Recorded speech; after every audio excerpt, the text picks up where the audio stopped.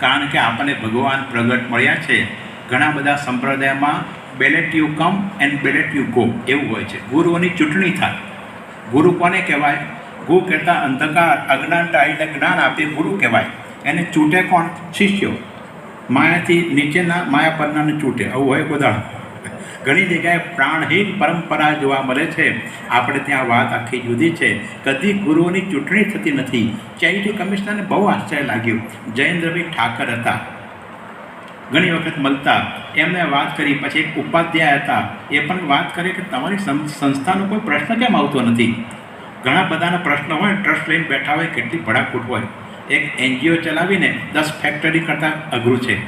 તમારે ત્યાં કંઈ કોઈ પ્રશ્ન જ થતા નથી. ભાઈ અમારે ત્યાં બધું પ્રશ્ન થઈને પ્રશ્ન સમી જતા હોય છે. બધું પાણીમાં લીટા જેવું હોય છે, કેટલાક તો હવામાં લીટા જેવું હોય છે. એને બહુ આશ્ચર્ય લાગે કે આ કેમ થાય છે.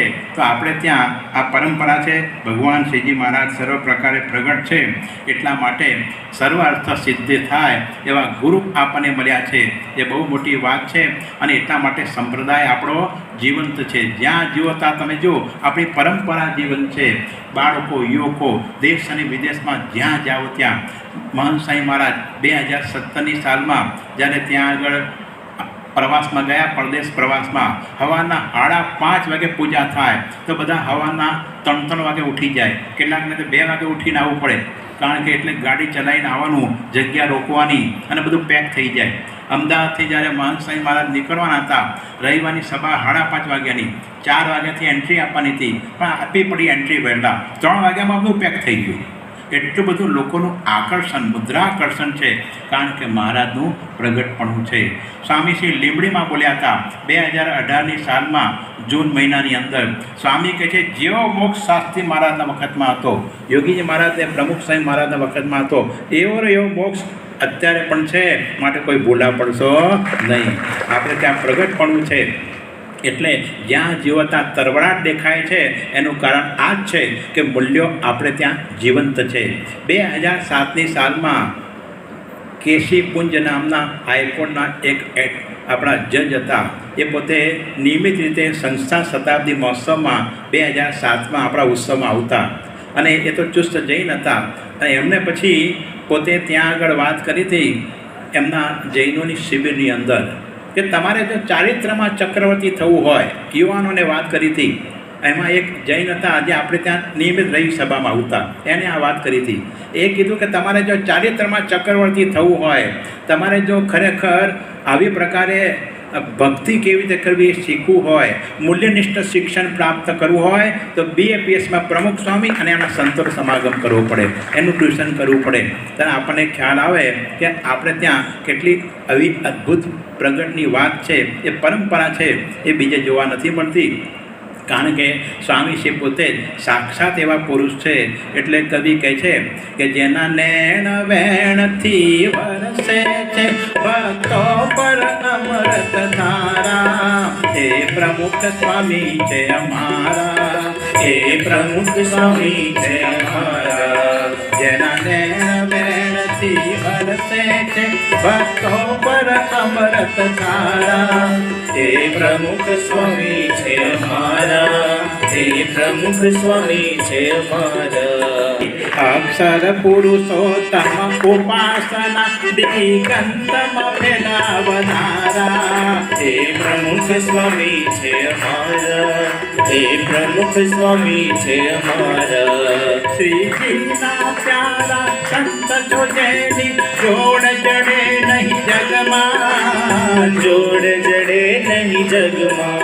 વારસ છો તમે યજ્ઞ યોગીના સાધુ તારક રગમાં, સાધુ તારક રગમાં. કોટી જીવોના કલ્યાણ કાજે સદાય વિચરનારા, એ પ્રમુખ સ્વામી છે અમારા, એ પ્રમુખ સ્વામી છે અમારા.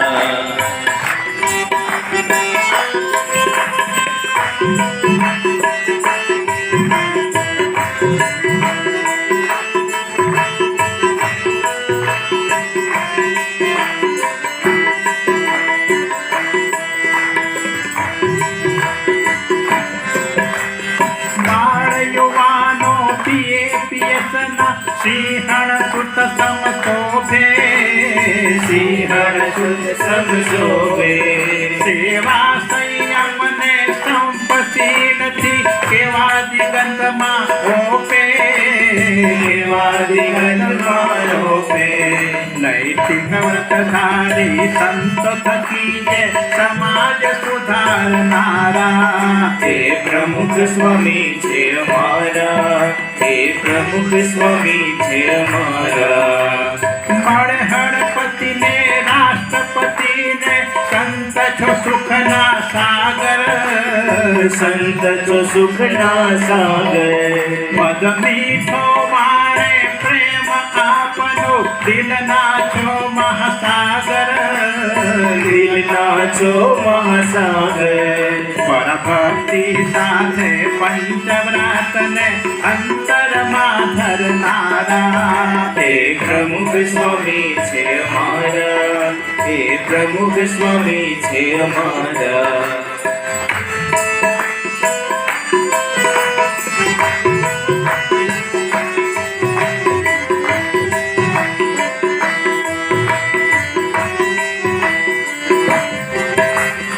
અમારી માનદ માન્ય છો સ્વામી બ્રહ્મ રૂપે વર્તનારા, બ્રહ્મ રૂપે વર્તનારા, બહુ સંસ્કૃતિના રક્ષક મંદિર સંત શાસ્ત્ર રચનારા, સંત શાસ્ત્ર રચનારા, ભારતના શિર છત્ર દિલ્હીમાં અક્ષરધામ સર્જનારા, હે પ્રમુખ સ્વામી છે અમારા, હે પ્રમુખ સ્વામી છે અમારા, હે પ્રમુખ સ્વામી છે અમારા, હે પ્રમુખ સ્વામી છે અમારા.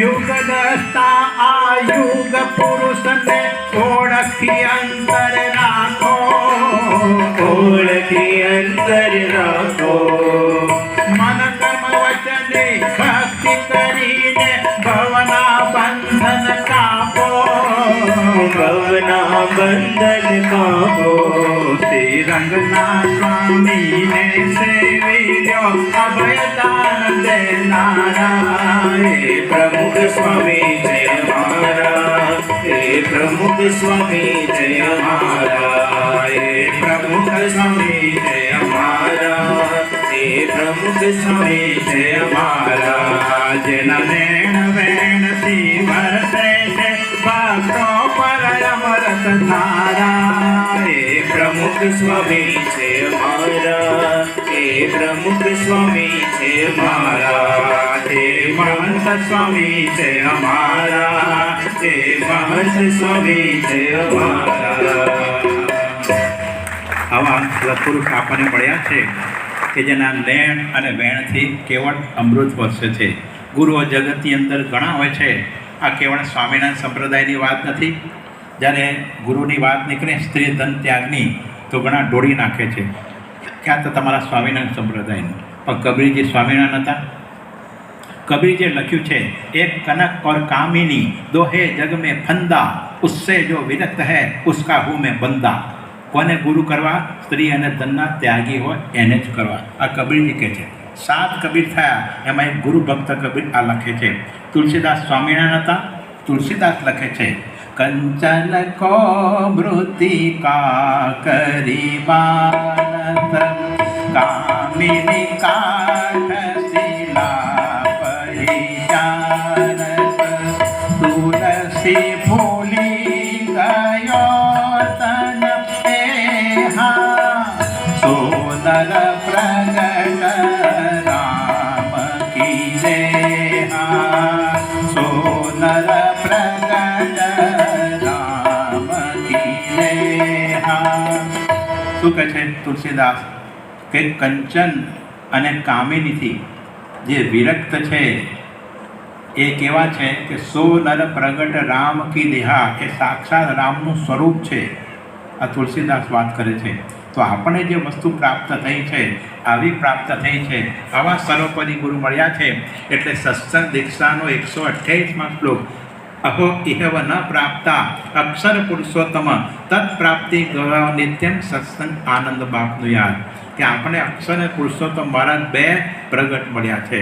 એટલો ઉત્સાહ એનો કેફ હોવો જોઈએ કે ભગવાન મળ્યા આપણને, એવો અંતરમાં કેફ હોવો જોઈએ. એ જો કેફમાં આપણે રાખીએ તો બીજું કંઈ કરવાનું રહે નહીં. અબુધાબીમાં મહાન સાંઈ મહારાજને 2019માં પ્રશ્ન પૂછ્યો કે કયો એક વિચાર છે જેની અંદર બધા વિચાર આવી જાય. કારણ કે સત્સંગમાં વાત ઘણી થાય છે કે સાંખ્ય વિચાર શીખો, સાંખ્ય વિના અડધો સત્સંગ, આત્મવિચાર કરો. દિલ્હીમાં પ્રથમનું 16મું સમજાવતા 1987ની સાલમાં પ્રમુખ સાંઈ મહારાજ બોલેલા કે રોજ 1 કલાક આત્મવિચાર કરો. વળી એમ થાય છે કે રાજીપાનો વિચાર કરો, વળી એમ કહે છે ગુણગાન દ્રષ્ટિનો વિચાર કરો, વળી એમ કહે છે પ્રવૃત્તિમાં નિવૃત્તિનો વિચાર કરો, વળી એમ કહેવાય છે કે ભગવાનના મહિમાનો વિચાર કરો. પણ કેટલા વિચાર કરવા મારે? એક જણે પૂછી પાડ્યું, બાપા આ બધા વિચારો કેટલા કરવા? એક વિચાર એવો બતાવો જેમાં બધું આવી જાય. સ્વામી કહે છે અસ્થિપદમ સર્વપદમ. પછી બાપા બોલ્યા કે પ્રાપ્તિનો વિચાર કરો, એમાં બધું જ આવી જાય. કે આપણને પુરુષોત્તમ નારાયણની પ્રાપ્તિ થઈ છે, પ્રગટ ભગવાન મળ્યા છે, એ પ્રાપ્તિ થઈ છે. એના સ્વામી કહે છે કેફમાં રહેવું. ઘણી વખત છે ને સત્સંગ કરતાં કરતાં આપણે ક્યારે ફંટાઈ જઈએ છીએ ખબર નથી પડતી. બોલીએ ખરા સ્વામીને રાજી કરવા છે, રાજી કરવા છે. તમે 100 વખત સાકર સાકર બોલો, એ મોઢું મીઠું થાય? અરે હુકાઈ જાય ઉપરથી, મીઠું ના થાય. એ તો ગાંગડો મોઢા મૂકો ને તો જ મીઠું થાય, એમને થતું નથી. એ માર્ગ જ ચાલવું પડે. When you walk your talk people listen. તમે જેવું બોલો એવું તમારું આચરણ હોય ને તો લોકો સાંભળે, બાકી કોઈ તમને સાંભળે નહીં. ગમે એટલું તમે સારું સંગીતમાં ગાઓ ને, ગમે એટલું તમે મુખપાઠ કરો ને, ગમે એટલું તમે અંગ્રેજીમાં કે સંસ્કૃતમાં છટાદાર પ્રવચન કરો ને, small mind discuss people, great mind discuss philosophy, enlighten mind live philosophy. Philosophy જીવન જીવવાની વાત છે.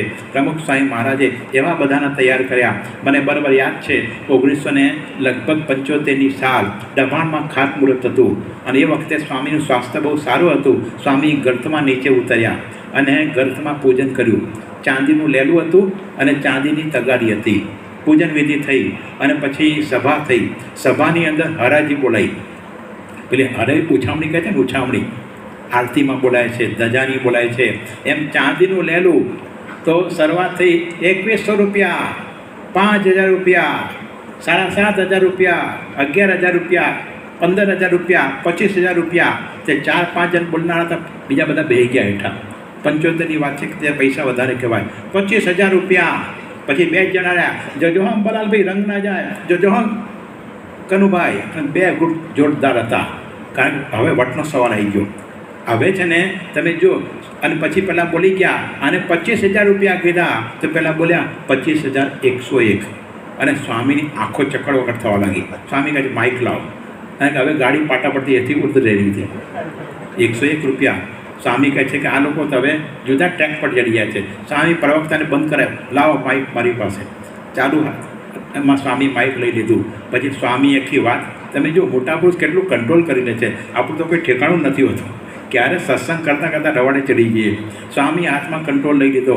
સ્વામી કહે છે વાહ, આ દબાણ ગામ સાક્ષાત ગુણાતીત સ્વામીનું પ્રસાદીનું દીક્ષા સ્થાન કહેવાય. દબાણીઓ આબો, દબાણીઓ ખેડૂત અને દબાણીઓ સાધુ અમારા કામમાં આવી ગયા. એમ કહીને સ્વામી પછી દબાણના મહિમાની વાત કરી અને પછી કીધું કે આ લેલું આપણે અંબાલાલભાઈને અને આ તગારી કનુભાઈને આપીએ છીએ. અને 2,25,000ની સેવા થઈ જાય. સ્વામિનારાયણ. આવી રીતે આપણે સત્સંગ કરતાં કરતાં ઘણી વખત છે ને પાટા પરથી ગાડી ઉતરી જાય. આવું તંત્ર છે આપણું. મોટા પુરુષ છે, આપણે ત્યાં પ્રગટપણું છે તો બધું કંટ્રોલ કરે છે. 1988ની સાલમાં સ્વામી લેસ્ટર હતા. ભોજન કરવા બેઠા અને વાત નીકળી કે આપણા દેશમાં ભેળસેળ બહુ ચાલે. દૂધમાં ભેળસેળ, તેલમાં ભેળસેળ, ઘીમાં ભેળસેળ, બિયારણમાં ભેળસેળ, આ બધું બહુ ચાલ્યું ને. સ્વામી જમતા જમતા કોળીઓ હાથમાં રહી ગયો. સ્વામી કહે છે લોકોની હું વાત કરું છું, બીજી બધી શું કરવા વાત કરો છો? આપણામાં જુઓ, આપણામાં ભેળસેળ ના પહે કહે છે. સ્વામી કહે આપણું જોવાનું છે કે આપણી અંદર કોઈ ભેળસેળ પહે નહીં. મહારાજે 55 વચના સોનીની પેઢીનું લખ્યું. એમાં શ્રીજી મહારાજે વાત કરી કે આપણા ચૈતન્યને વિશે રજોગુણ તમોગુણનો ભેગ તો નથી બેઠો ને, એનું આપણે જાણપણું રાખવાનું. અંતરદ્રષ્ટિ ચ કર્તવ્યા પ્રત્યમ સ્થિર ચેતસા કિમ કર્તુમ આગતસ્મિય કિમ કિર્વે વિહેતી ચ, જે 145માં શ્લોકમાં સત્સંગ દીક્ષામાં સ્વામી કહે છે આપણે અંતર્દૃષ્ટિ કરવાની છે કે ગરબડ સરબડ આપણામાં પેસતી નથી ને, એ ખ્યાલ રાખવાનું છે. કારણ કે સ્વામી વારંવાર કહે છે કે આપણે શરીર આપણું સ્વરૂપ નથી, આપણે આત્મા છીએ. સડેલા લાકડા ઉપર સનમાઇકા જડાવાય નહીં. તમે લીમડાના પાન નીચવો ને તો મધના ટીપા પડે કોદારો? એ પડે જ નહીં. હકીકત વસ્તુ છે. ડામણને પાટીએ રંગ લાગે નહીં. આ હકીકત વસ્તુ છે, વાસ્તવિકતા છે. સડેલા લાકડા પર સનમાઇકા જડાવાય નહીં. જર્જરિત થયેલી દિવાલ હોય એના પર ઓઇલ પેન્ટના લપડા ના લાગે. એ તો દિવાલ સાફ કરવી પડે, ચૂનો સાફ કરવો પડે કાચ પેપરથી, ત્યાર પછી અસ્તર મારવું પડે, પછી કલર થાય. એમ સ્વામી કહે છે સિદ્ધાંતની વાત છે. જ્યાં સુધી આપણે દેહને પોતાનું સ્વરૂપ માનીએ છીએ ત્યાં સુધી બધું જ વાત વ્યર્થ થઈને ઊભી રહે છે. એટલા માટે સ્વામી આપણને વારંવાર આ વસ્તુ સમજાવે છે. પોતે સાક્ષાત એવા પુરુષ છે અને એમાં કેટલા આપણે દ્રઢ જોડાયા. સમજવાની વાત એ છે કારણ કે બ્રહ્મ સ્વરૂપ સંત દ્વારા ભગવાન પ્રગટ સદા સહિત સકલ ઐશ્વર્ય પરમાનંદન બલ્પયન 107મો શ્લોક. આવા સત્પુરુષ દ્વારા ભગવાન પ્રગટ છે. એટલે આપણે જ્યારે આપણું સર્વસ્વ એને આપી દઈએ, છઠ્ઠા પ્રકરણની 177મી વાત કે તો જ શાંતિ થાય, એમને સર્વસ્વ આપી દઈએ તો. 1977ની સાલમાં પ્રમુખ સ્વામી મહારાજ ત્યાં આગળ લંડનની અંદર હતા. સુરેન્દ્રભાઈની ગાડી બેઠા હતા. સુરેન્દ્રભાઈ ગાડી ચલાવતા હતા, રેનાલ્ડ કાર હતી, સ્પોર્ટ્સ કાર, અને એ ચલાવતા હતા અને બાપા બાજુ બેઠા હતા, પધરામી જતા હતા. અને સહેજે સહેજે સુરેન્દ્રએ વાત કરી કે બાપા, મહાભારતમાં વાત આવે છે કે શ્રી કૃષ્ણ ભગવાન એ રથ ચલાવતા અને અર્જુન પાછળ બેસતા હતા. વાત સાચી? સ્વામી સાચી જ ન હોય, એમાં હું પૂછવાનું કહે છે. એટલે પહેલાં ધીરે ધીરે કીધું કે તમે તો સાક્ષાત પુરુષોત્તમ નારાયણનું સ્વરૂપ છો. શ્રી કૃષ્ણ ભગવાન તો બરાબર છે મોટા અવતાર હતા, પણ તમે તો સાક્ષાત પુરુષોત્તમ નારાયણનું સ્વરૂપ છો. અને પછી પોતાની વાત કરે છે, હું અર્જુનથી કમ નથી, હું પણ ભગવાન મોટો છું કહે છે. હવે એક કામ કરો, તમે શ્રી કૃષ્ણ ભગવાનની જેમ ગાડી ચલાવો. શ્રી કૃષ્ણ ભગવાન રથ ચલાવ્યો ને તો તમે ગાડી ચલાવો અને હું અર્જુનની જેમ ટેક્સથી પાછળ બેહું કહે છે. આવી વાત એને સ્વામીની કરી તો સ્વામી એની દાન સમજી ગયા. સ્વામી કહે છે સુરેન્દ્ર તું વચરાત વાંચે છે? તે કે હા. વડતાલનું 11 વાંચ્યું છે? તે કે હા. એમાં શું વાત આવે છે કે સત્પુરુષને પોતાનો આત્મા માનવો. તો સ્વામી કહે છે તું એમ કેમ માને છે કે હું ગાડી ચલાવું છું? તું એમ માન હું જ ગાડી ચલાવું છું. ચાલ ચલાય, લાઈનમાં લઈ દીધો, તરત લાઈનમાં લાવી દીધો. આપણે છે ને અહંકારો થઈ જતો હોય છે. આ બધી આપણે રાત દાડો વાતો જાણીએ છીએ, પણ આ હું પણ ટળતું નથી. પણ આપણે જો આપોપું થઈ જાય, ઇન્ટિમેટ રિલેશન થઈ જાય, પ્રગટ સત્પુરુષની અંદર આત્મબુદ્ધિ થઈ જાય તો સ્વામી કહે છે એ કાર્ય સંપૂર્ણ થઈ જાય. એ કરવાની વસ્તુ છે. આવા પુરુષની અંદર આપણે સર્વ પ્રકારે જોડાવાનું છે. મહંત સ્વામી મહારાજે 2018-24-11 બોચાસનમાં વાત કરી હતી. જ્યારે નવી આરતીના શ્રી ગણેશ થયા, નવી મહાપૂજાની શરૂઆત થઈ, ત્યારે સ્વામી બોલ્યા આ મૂડાયું છે અક્ષર પુરુષોત્તમ માટે.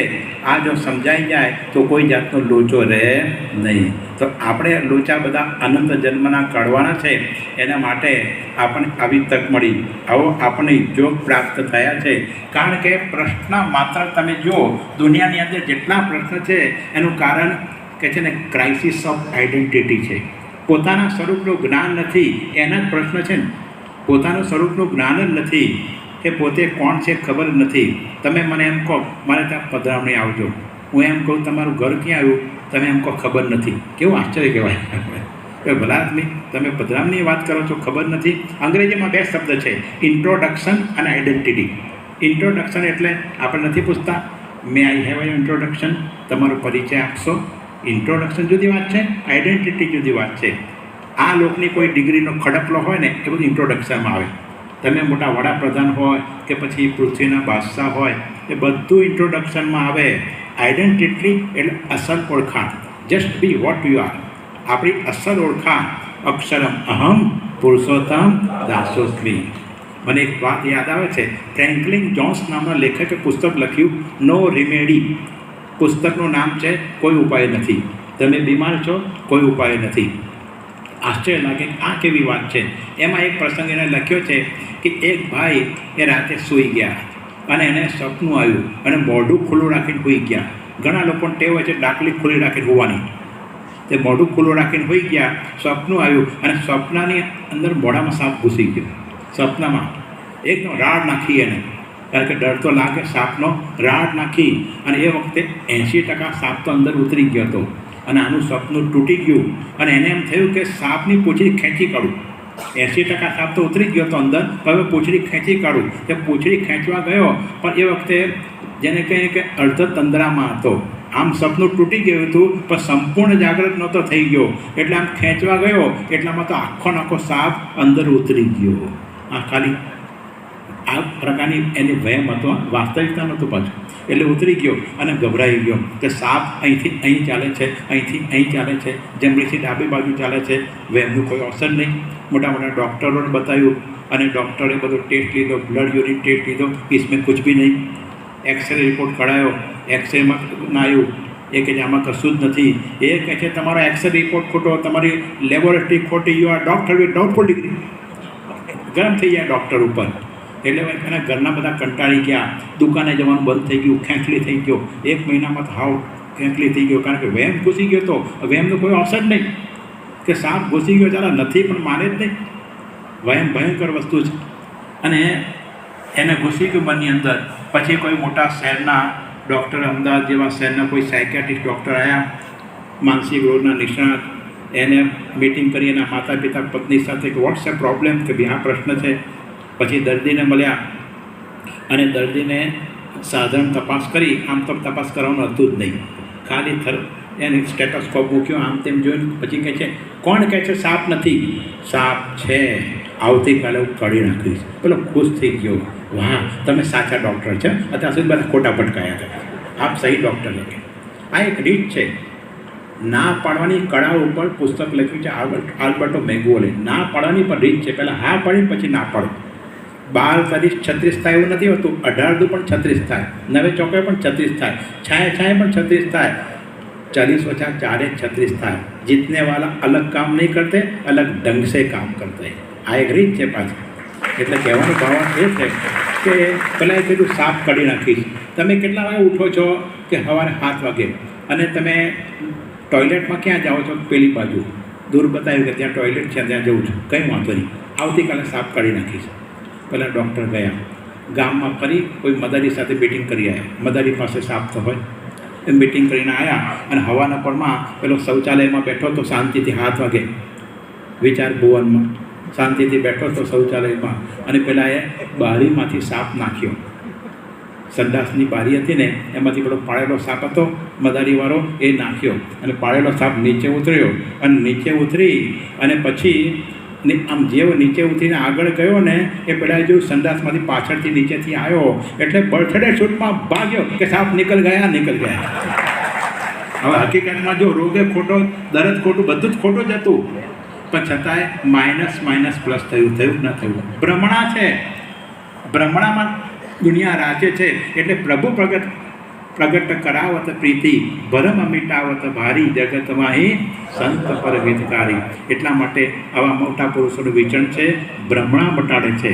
મનની અંદર ભ્રમણા થઈ ગઈ છે, આ બધું મારું છે એ બી ભ્રમણા થઈ ગઈ છે. તમે જુઓ પ્રમુખ સ્વામી મહારાજે કેવું કાર્ય કર્યું છે. એમના જીવનનો સ્વામીશ્રી પોતે જ વાત કરી હતી.